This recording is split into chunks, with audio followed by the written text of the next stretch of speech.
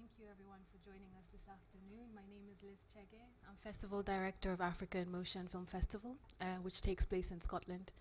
I'm pleased to welcome Peter Muremi, Director of I Am Samuel, and Lindiwe Machikitsa, Director of One Take Grace. Lindiwe, welcome. Okay, so I think I'll start with what I'm most curious about, which is how are the protagonists? I'll start with Samuel's film. How is Samuel? How is Alex? Are they safe? Where are they? Um, Thanks for having me. It's such a pleasure being here. Um, Samuel and Alex are doing really well, but as a consequence of the film, and especially it being banned in Kenya, they couldn't be in Kenya anymore.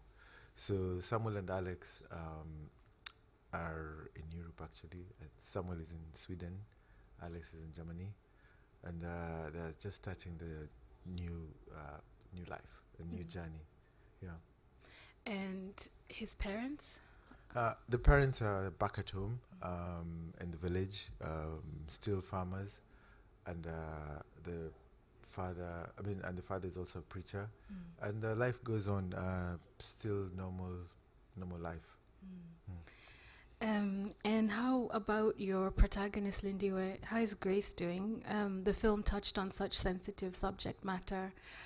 Is she safe? Is she well? Hi there. Yeah, she's good. She's in Luxor, Egypt. Can you hear me? Yes, we can hear now. Okay. She's in Luxor at the Luxor African Film Festival at the moment. I unfortunately wasn't able to go, but she is out there representing um, the the cancer support center that she dreamed of, that we speak about in the film, is very much some of her full-time work. So I think she's doing well, all things considered. Yeah. Um, how long did it take to build trust between you and Grace? I'll start with you, Lindiwe.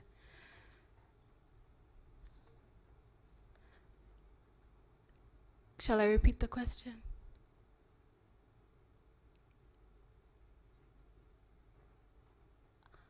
Well, I don't think she can hear us.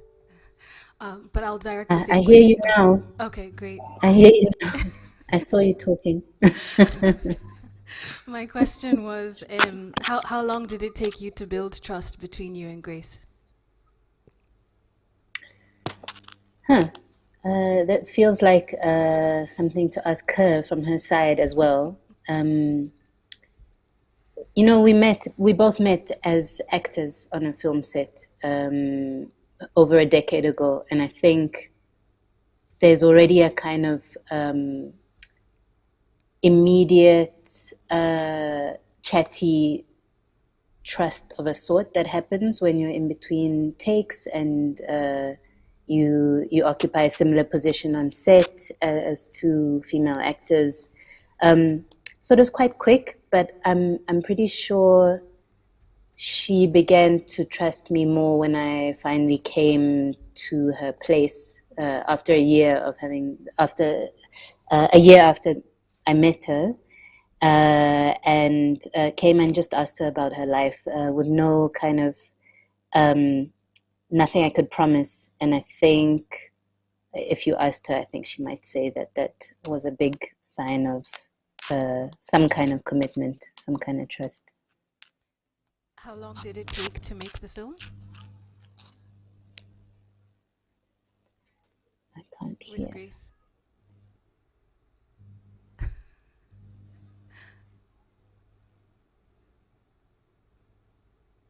I think there might be a delay.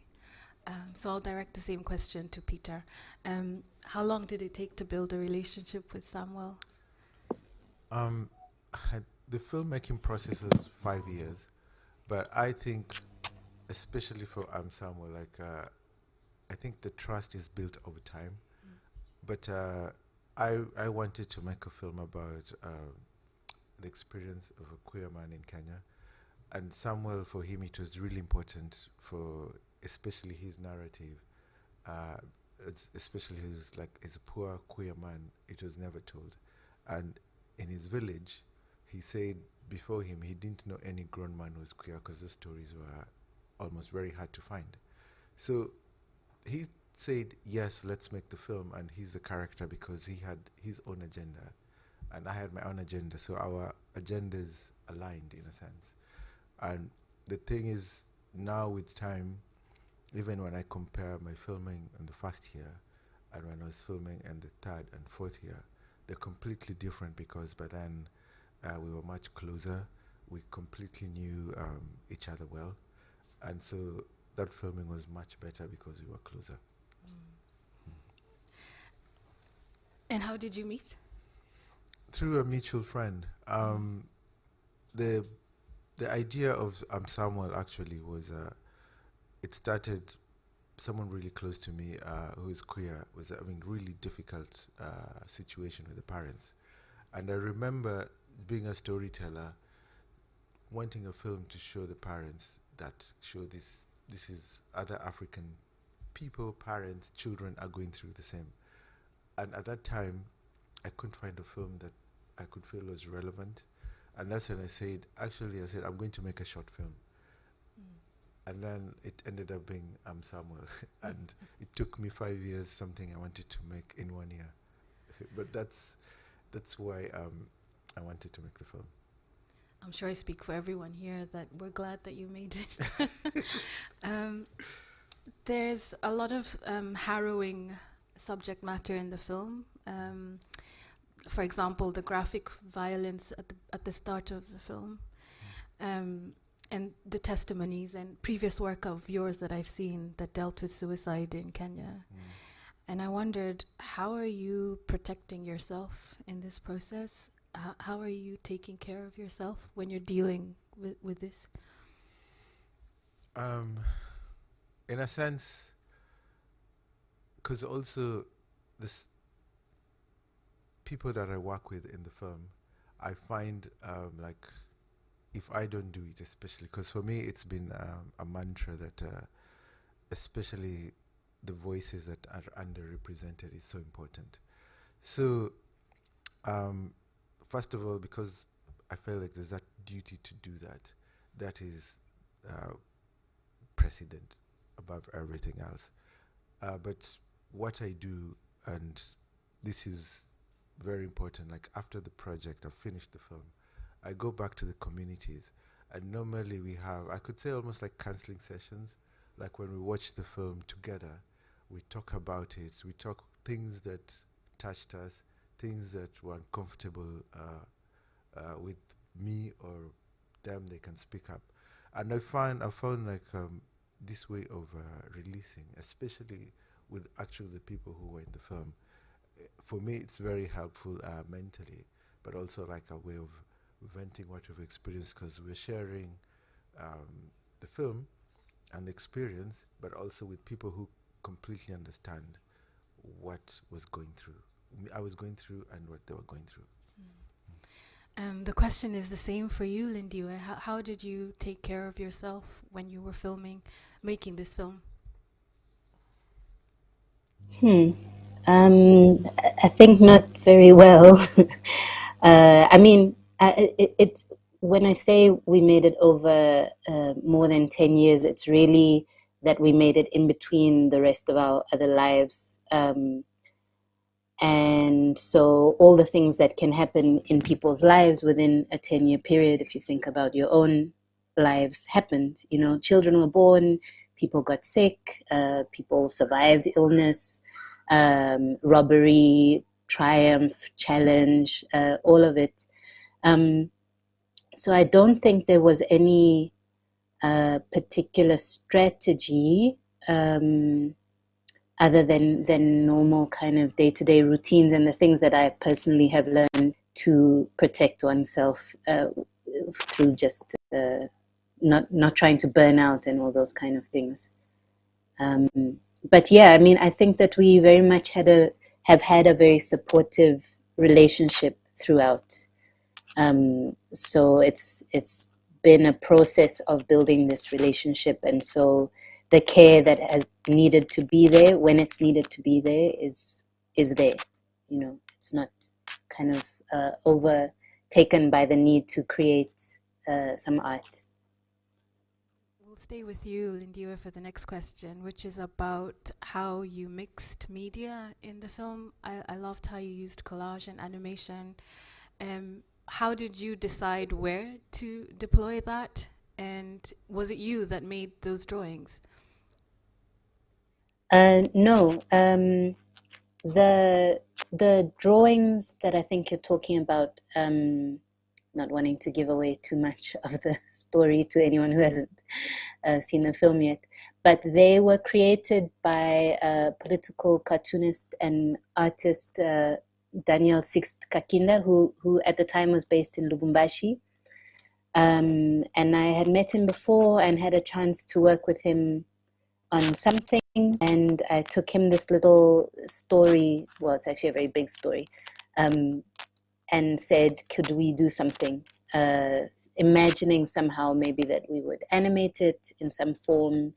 And he sat with it and drew out kind of frame for frame what this story was.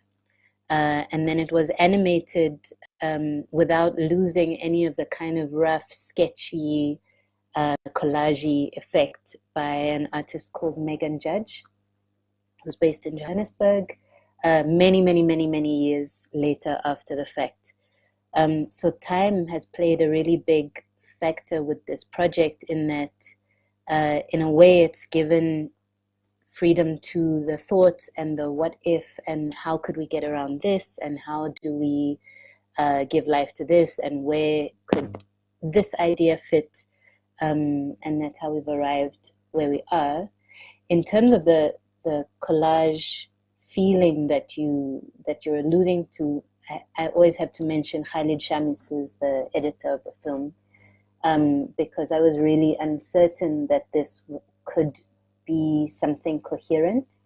Had all these disparate pieces of material and things that were shot on different quality things, never put together a film before, and went to him and had some really good conversations about collage and storytelling and stuff like that. And it's really through that process with him and his expertise that we managed to gather these disparate kinds of material. What about the symbols in the film? Almost towards the end, there's some symbols that are overlaid. Do they have meaning? Oh yes, yeah. You'll notice there's no subtitles there. We worked with Maselo Mutana, who is she's part of a phenomenon called the Vocal Museum. She does work around language and linguistics and history and vocal identity and all kinds of things. It's very rich, much richer than the idea of just a translator. And she was the Sepedi language consultant on the film. And there's a section which was freestyled by Umam Grace, which speaks about all the different ancestral names that she's been given in her life. And every time we came to this section, we had this question back and forth of how do we translate this? And I'm looking to Masilo, like, please, you have to provide something. She's saying, just bracket it and say ancestral names. It didn't feel like enough. And then eventually she proposed that she could provide symbols so that the intimacy and the privacy of these names, which aren't supposed to be known by everybody, so that she can be saying them. If you understand it, then that knowledge is for you. If you don't understand it, there is a kind of gesture at translation, but it's pictorial, it's symbolic, and it again is not really supposed to be understood in a thorough way. Thank you. Staying on the theme of aesthetic choices, Peter, the poster of the film is beautiful. And I wondered how much input you had in that, because it projects a really warm feeling, which you wouldn't expect given the subject of the film. Um, Especially for me, what is really important for this topic. Sometimes, if say like if you're queer and you're in Africa or in Kenya or East Africa in this case, that your life is completely horrible and it's really bad.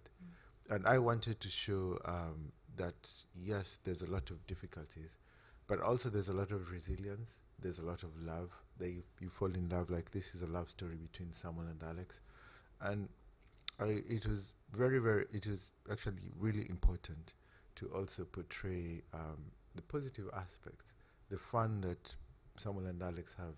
And in the poster, it was sort of like celebrating.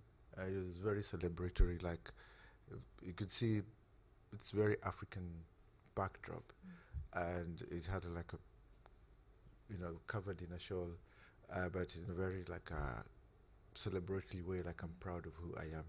So for us, and as a theme in the film, that was so important. Some of my favorite sequences are the parties in the film. For anyone who hasn't seen it, I recommend the film. Both films have extended sequences of monologues. And I'll start with you, Peter. Did Samuel write those monologues himself? Yeah, so actually, this is the first time that we did this partnership, and actually, I think going forward, if I can, we'll keep trying doing that. So I could say when Samuel was not only a subject of this film, but also he was the storyteller of this film. And what happened? We filmed him. I filmed him observationally for a long time, 5 years. And when we were putting the scenes together, and we sort of did a rough assembly, I had him watch the scenes, and actually he was like just to write a few thoughts, like what was happening at that point, what is going on in your head, or how do you interpret what you've just seen. And then we incorporated his basically point of view of his life into the script. And so Samuel was not only the one of our main characters, but also he was a key contributor in the script writing. And that experience for me was really, really rewarding, because there's some things that he brought into the story that I would never ever have imagined or brought it out the way he did. Thank you.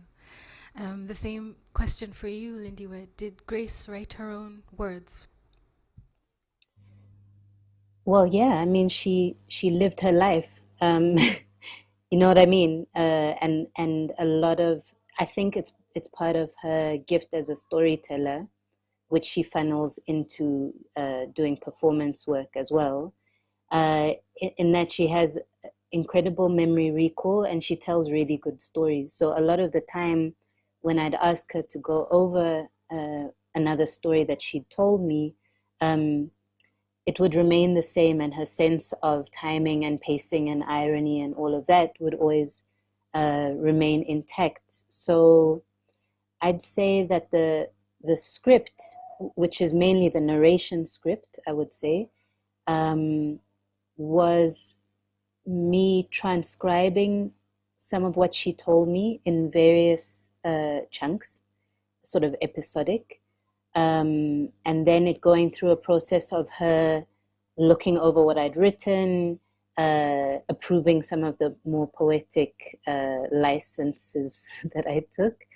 And then another process with Marcelo where they worked on a Sepedi version because I had not written it in Sepedi. And so then that became a whole other version of the script and script writing, and that's why in the end it's written by the three of us, because all those contributions were really powerful, and yeah, one does kind of not exist without the other. But ultimately, I mean, I feel like she is the author of everything that you see in the film, and a lot of what I wrote for her was really an echo back to her of stuff that she had said to me over the years in various audio recordings. one of the themes of this conversation is about how African stories are received abroad. And I'll start with you, Peter. I mean, financing the film is one battle on its own. But when you go into exhibition, how has the journey been for the film? Actually, surprisingly, really well. Um, I remember, because actually I think now I've been making for 20 years.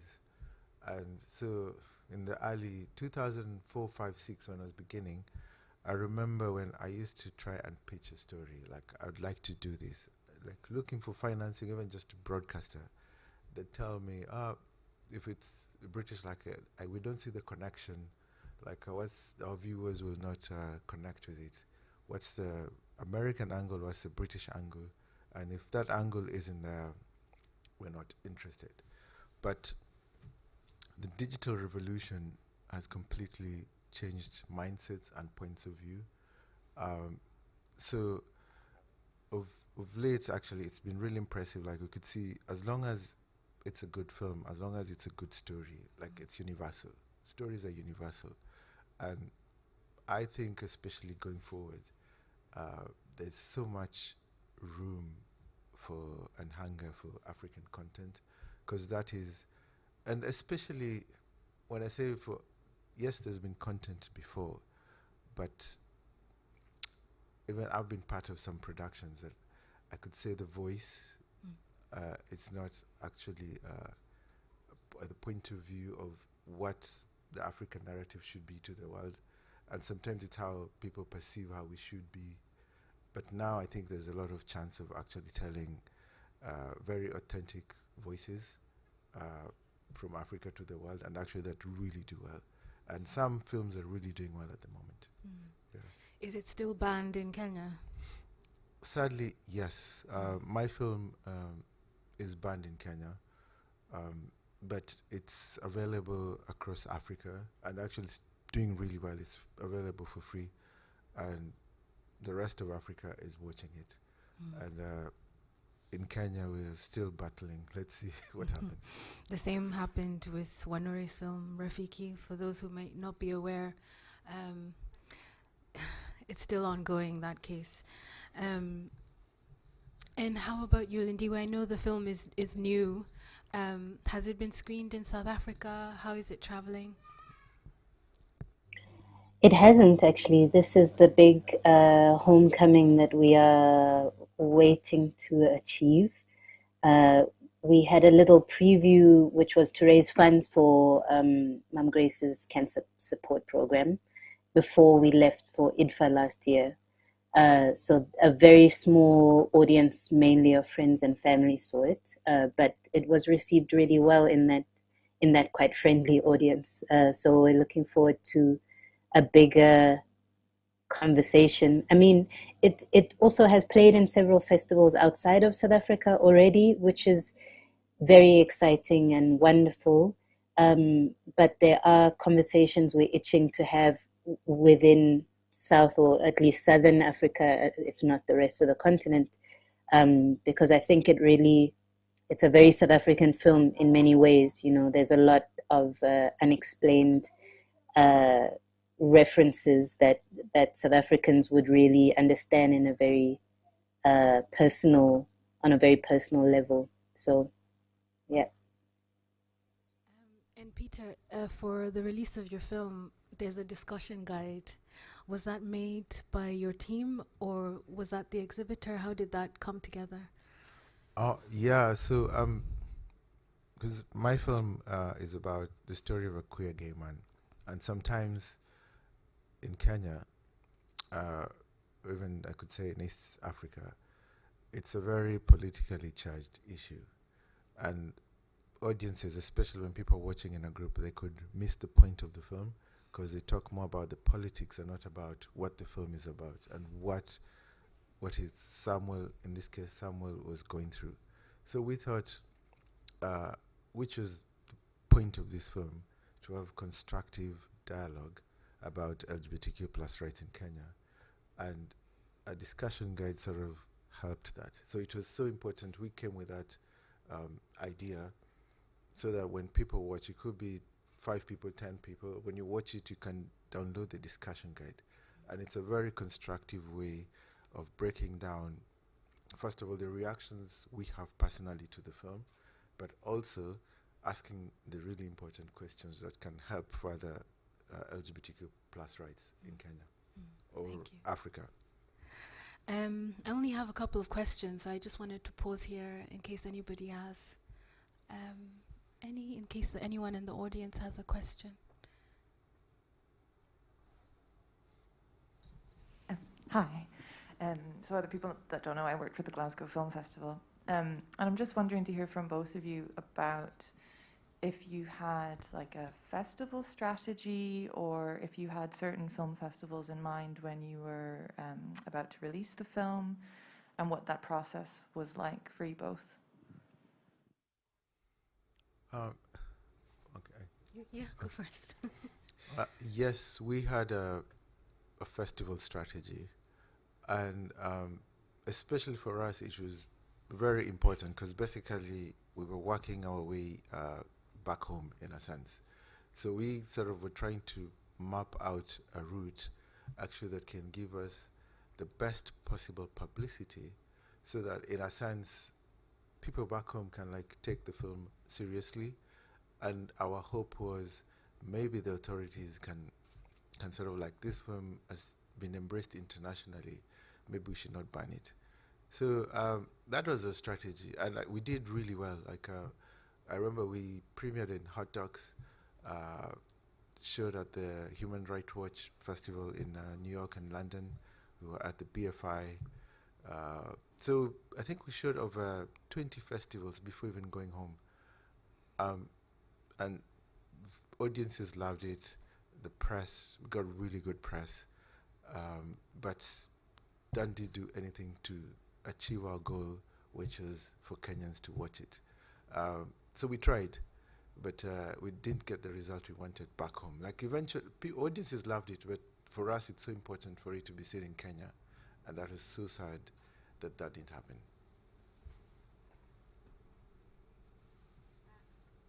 Anyone else?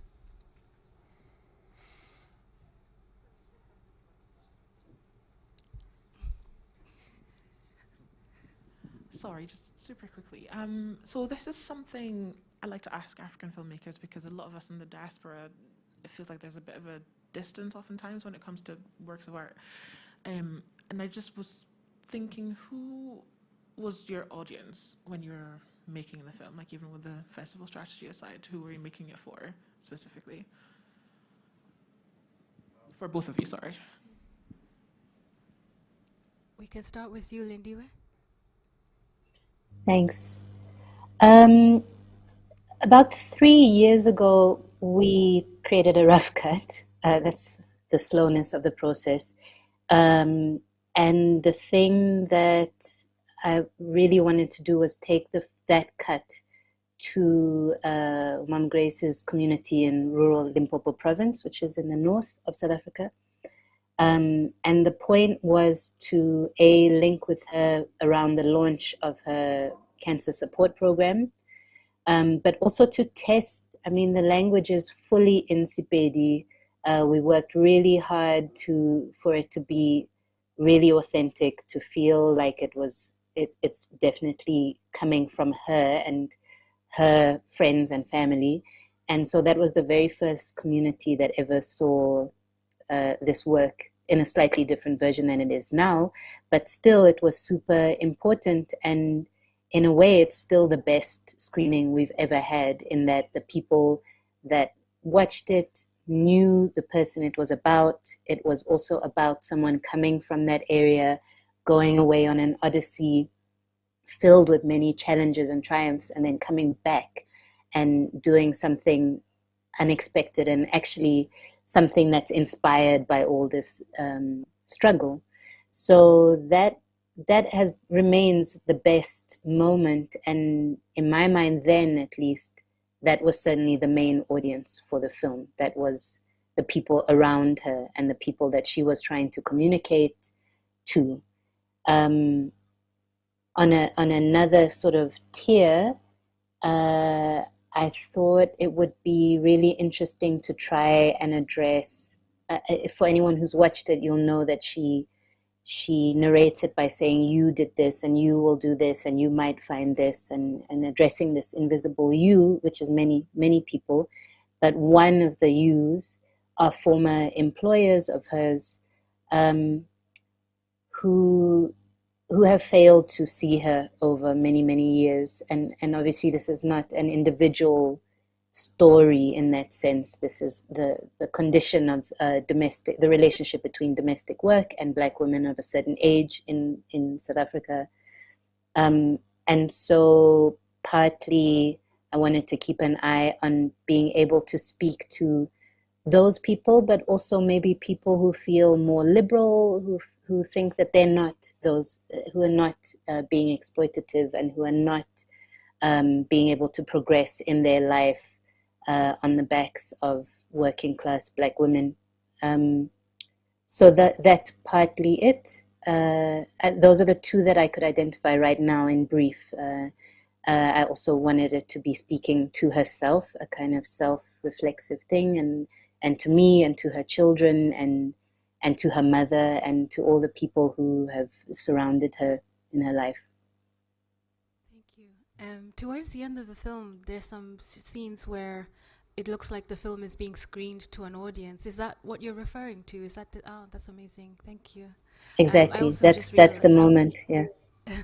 I also just realized I didn't get you to respond to the previous question about the festival strategy. Did you have a festival strategy? No, that's the short answer. I mean, we have produced it independently in a very small scale as an art project. And so we're also learning the world of film as we go from this angle. And also I know that a lot of friends of mine who are filmmakers are very diligent about completing the film in time for certain festival circuits. And I just feel like we were working on a different pace and we didn't have that time or that knowledge. And so by the time it was complete, we looked at what was available and then applied for what was coming up in the near future. And we've been really, really fortunate since then. And hoping to continue in that intuitive, lucky, veiling more knowledge as we go as well. And Peter, the audience of the film. So especially this film, like the story is very Kenyan and it's told from a Kenyan perspective. So like, if you're Kenyan, you really like get it, understand all the nuances. But I found this film also like could be very interesting for just a global audience, because this is a window into another world, another place that you've not experienced, in a very trying to tell it in a very authentic, original way. So I would say, yes, it's a Kenyan story, but also a Kenyan story to the world, because in a sense, sometimes I find we should also be sharing our stories in our own terms. So when we show people what they want to see in our own way. So yes, also this is, we were hoping, for example, I'm Samuel, to share it globally as well.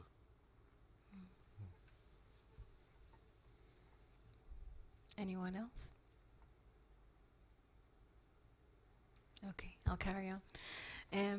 I wondered about any hope for legislation for both your films.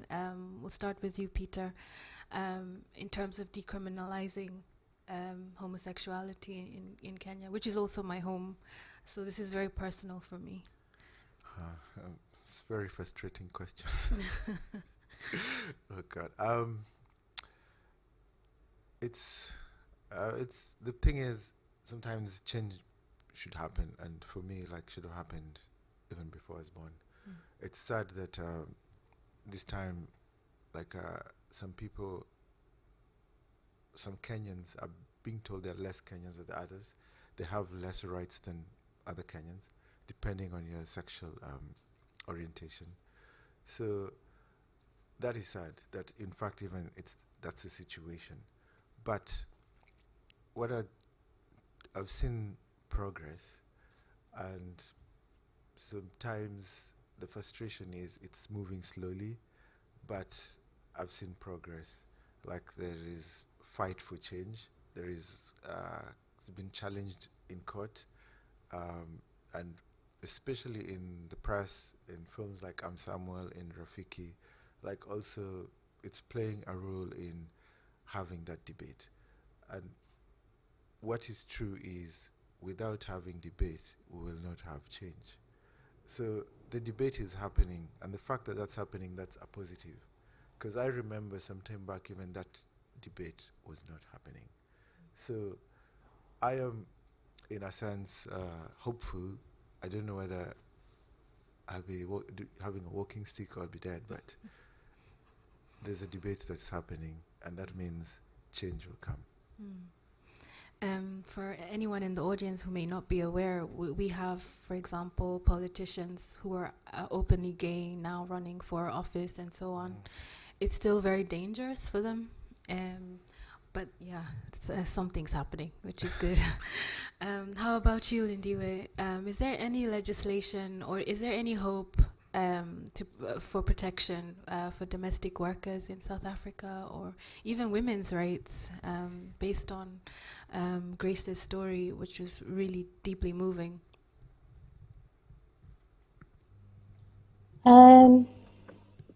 Yeah, I mean, I'm not an expert by any means. I know that the debate about workers' rights is the workers' rights movement is very strong here. It's many generations deep. It's often very much led by women who see that in the most intimate spaces, things need to change. I think what's frustrating is that people don't equate a kind of greater sense of equal rights with what is happening inside one's home. And like I said earlier, I think a lot of South Africans, middle class South Africans, would not see anything wrong with the kinds of relationships that they form with the people doing the most intimate care work. And I think that the conversation on care is really huge globally at the moment. I think there are many nuances in Africa that we still can explore and make more popular conversation. So yeah, over time one always hopes that something's going to change. You know, in the film, while writing the film, I was also thinking a lot about these cycles and the notion of generations of women entering this kind of work and then the system being completely rigged and you can never get out. You know, you're kind of trapped. And so in the film, we really wanted to think about this one woman's acts and taking stock of her life and what she sees and what she feels and what she experiences, and finding really intimate, personal, family and friendship-based ways to break those cycles. And I think that's an area that is really exciting. It's when people traverse these kind of like divides that we have in our society between us and say like, and conspire with each other to create something that starts to catalyze something else happening. Thank you. We'll go in reverse for my last question, which is around what's next for you. You've had an exhibition, or was it an installation or performance here in Glasgow? And I wondered what else is on the horizon for you. Lindiwe. Well, yeah, more screenings, hopefully. I'm also personally, I'm a multidisciplinary or multi-directional artist. So I have a lot of other things going on, including some publications through our company, Motherbox, and things like that. So more of the same, and always trying to get to a situation where we're thriving and not just surviving in the arts out here. And that's my humble ambition. And Peter, you're a busy journalist. What's coming up for you? I guess I'll just keep trying to tell stories, but for me, what's important is trying to cover issues that are under covered or underreported, or give a perspective that is overlooked. So I will keep trying doing that as much as I can. Thank you. You mentioned a film that you're working on. Are you allowed to tell us? No, in case I will jinx it. It will flop. So let me get to the edit room first, and then I will see. Oh, speaking of edit, when you release the DVD for I'm Samuel, will there be any kind of off cuts in the film, as in the extra features? Especially for Samuel, actually we're working quite a bit. We're doing quite more work with the film. We're doing a podcast, which actually Samuel is very instrumental and putting a lot of input into it. And so we're working on that. We're trying to actually do small short stories about stories around the book. Yeah, so there's much more to come from that film and that project. Great. Before we close, I just wanted to check if there are any other questions from anyone. Quiet audience today. Okay, I think that's everything. Thank you for having us, Glasgow Film Festival. You can watch the films online. I Am Samuel, you can watch online from 5th to the 8th of March. And One Take Grace, you can watch from the 7th to the 8th of March at the GFT, I think it is, yeah. Thank you.